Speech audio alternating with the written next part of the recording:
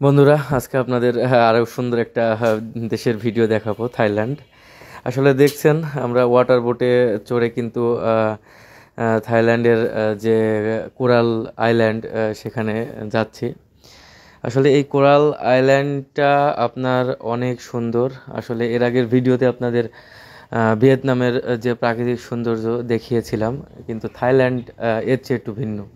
এর প্রাকৃতিক সৌন্দর্যের পাশাপাশি আসলে এর অনেক মানে দর্শনার্থীদের আকর্ষিত করার অনেক কিছু রয়েছে এখানে।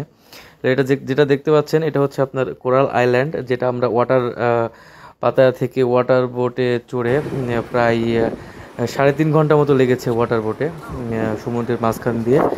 তারপর আমরা এই কোরাল আইল্যান্ডে পৌঁছেছিলাম। তো এখানে শুধু নীল জলরাশি এবং অনেক সুন্দর একটা জায়গা। এরপর আমরা গিয়েছিলাম আপনার যে থাইল্যান্ডের যে ব্যাংককের যে আপনার সাফারি পার্ক, সেটা আসলে এখানে অনেক রকম আপনার যে ঐতিহ্যগত যে কালচারাল, সেটার তারা এখানে প্রদর্শনী করে। এটা দেখতে পাচ্ছেন, এটা হচ্ছে তাদের ড্রাগনের একটা প্রোগ্রাম। আসলে আপনারা জেনে খুশি হবেন, আসলে থাইল্যান্ড কিন্তু এর অপর নাম হচ্ছে মুক্তভূমি। আসলে ব্রিটিশ এবং অন্যান্য কোনো উপনিবেশ আসলে থাইল্যান্ডে কখনোই শাসন করতে পারেনি।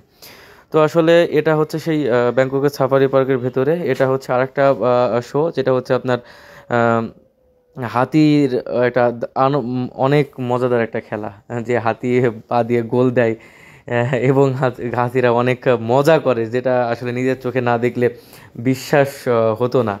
আসলে তারা সামনের পা দিয়ে মারতে গিয়ে না মেরে পিছনের পা দিয়ে মারতেছে, এবং এদের মধ্যে একটা কম্পিটিশন হচ্ছে, দুইটা হাতির মধ্যে একটা কম্পিটিশন হচ্ছে যে কে কয়টা গোল দেয়, আসলে আমরা যেটাকে প্লায়ান্টি বলি।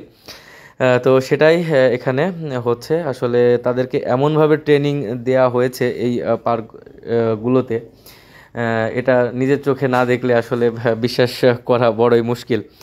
তো ধন্যবাদ। আসলে এবার আমরা দেখছি আসলে যেটা হচ্ছে থাইল্যান্ডের পাতায়া। আপনারা আসলে সবাই জানেন যে দর্শনার্থীদের মূল আকর্ষণ কিন্তু এখানেই। তো আসলে এখানে অনেক কিছু বলার আছে, কিন্তু আসলে সব কিছু বলা যাবে না, যেটা আসলে রেস্ট্রিক্টেড আছে ফেসবুকে। আপনারা যারা থাইল্যান্ডের পাতায়া সম্পর্কে জানতে চান অনেক বিস্তারিত, অবশ্যই ইউটিউবে অনেক ভিডিও পাবেন। তো এই যে আমরা অনেক এখানে হাঁটছিলাম, অনেক আনন্দ ছিল সেখানে। তো অনেক সেখানে ঢুকলে মনে হয় যে আসলে অন্য দুনিয়া একটা। তো অনেক কিছুই বলতে মন চাচ্ছে, আসলে বলতে পারছি না, যেটা বললে আসলে